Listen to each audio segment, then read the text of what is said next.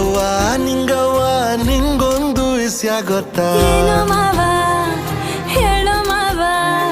ಹೆಂಗವ್ವ ಹೇಳೋದು ಮಂದ್ಯವ್ರೆ ಸುತ್ತಮುತ್ತ. ಹೌದಾ ಮಾವ ಹೌದಾ ಮಾವ.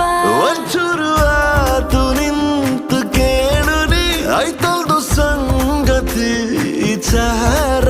ಇನ್ನೊಂದು ಕೂಸು ಕೈಗೆ ಕೊಡುವೆನು ಬೆಳ್ಸಣ ನಮ್ಮ ಸಂಸಾರ.